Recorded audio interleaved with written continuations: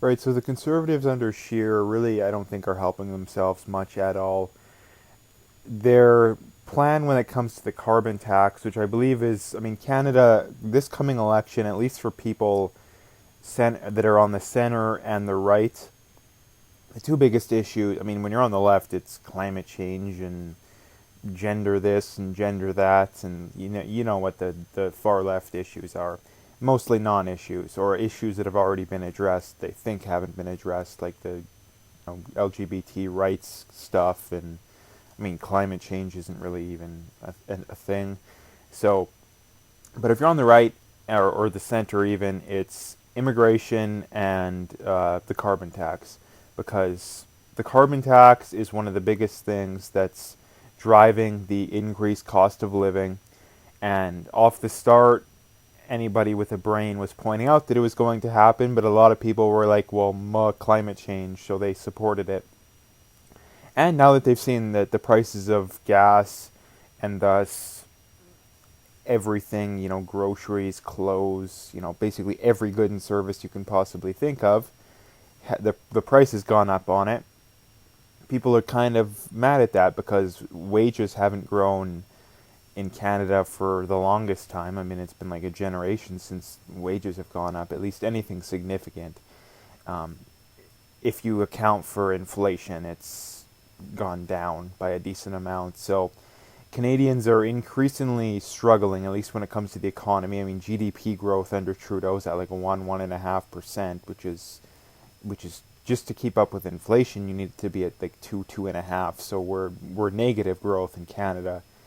And again, the two biggest issues are getting rid of the carbon tax, which I don't understand why. I mean, I understand why the sheer Conservatives are doing this because they think that the way to win the election is to pander to moderates and to the left. But the problem is what they don't realize is that anybody that's a moderate leftist and to the left of a moderate leftist, which is very far left nowadays. Like a moderate leftist nowadays would be considered a far leftist 10 years ago.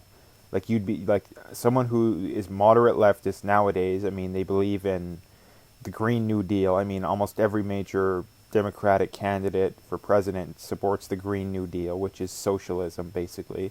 So a moderate liberal or Democrat nowadays is basically a full-on socialist, which, again, as recently as 10 years ago, you'd be considered a far leftist if you're a socialist. Nowadays, that's not the case. So they're pandering to people who the chances of them voting for them is extremely low.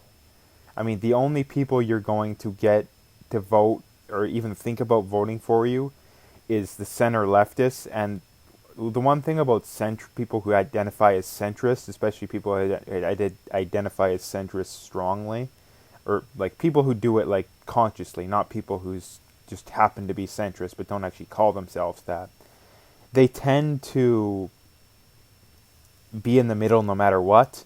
So no matter what way a conservative or a leftist party changes their proposed policies, they'll still be in the middle and they won't vote no matter what. So, in other words, there's almost nothing in my mind that Scheer can do to gain votes from people that are to the left of a centrist, like someone who's right down the middle. And the Conservative Party is pretty much right down the middle. Like, if you would have asked a centrist 10 years ago, what are some things that would get you to vote Conservative? I mean, one of the big ones would be, I mean, when it comes to social issues, the Conservatives are about as far to the left as a conservative government, even in Europe, as has ever been. And yet, you still see most of these quote-unquote centrists still not supporting the Conservatives. The Conservatives are gaining votes from where they normally wouldn't gain because Trudeau is so bad, that a lot of people that voted for Trudeau are going to vote for Scheer just as an FU to Trudeau, not because they like Scheer. The problem is that Scheer is also losing a lot of actual principled conservatives to the PPC, or they're just flat out not going to vote for him because he's gone so far to the left, and he's refusing to address the major issues.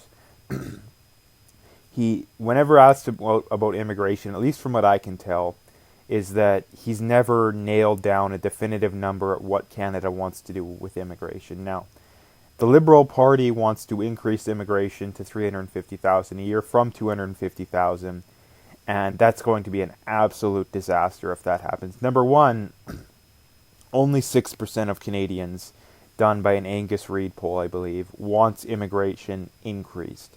So what the Liberal plan is basically doing something that only 6% of the population wants to do.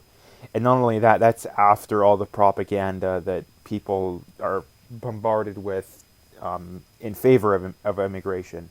And that's still only, they can only convince 6% of people to support a policy like that, which is absolutely insane if you ask me. But so basically the Conservatives, they're not even putting their foot down on an issue that the overwhelming majority of Canadians support, even a lot of people on the left. Like, a lot of these immigrants are increasingly becoming homeless. They're not integrating in society. So if you actually cared about the immigrants, you wouldn't bring them here. You wouldn't bring them here because we can't afford them. We're in massive debts, and we don't even have the housing to support 250,000, let alone 350,000. We barely even had enough to support the 100,000 that were coming under the Harper years. Like, we just had enough housing under that, and that's what the PPC wants to go back to. I would say we should even go back even a little bit lower, and then once the housing catches up, then maybe we go up, back to 100, and then if the housing supports that, we don't. The Liberal plan is, let's just increase it, and we'll figure it out later. It's like it's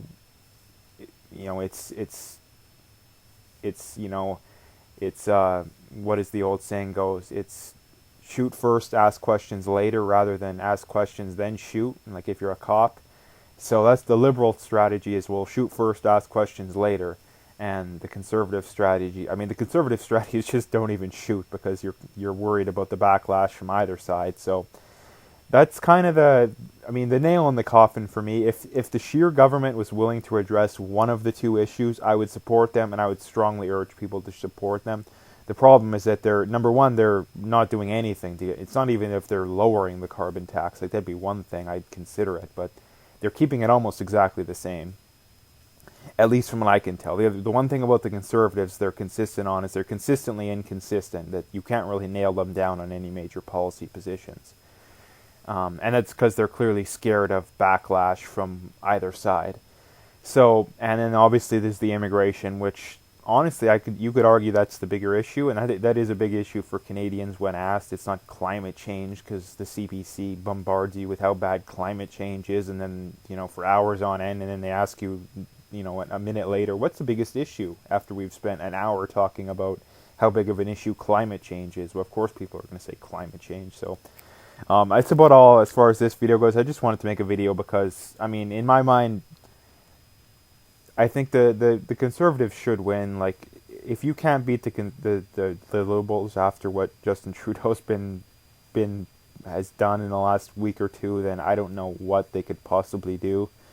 But the polls are still close. The polls they're almost always a little biased to the left, so I would probably add an extra percentage or two for the Conservatives on any poll you see, unless it's a conservative poll, like from a conservative outlet.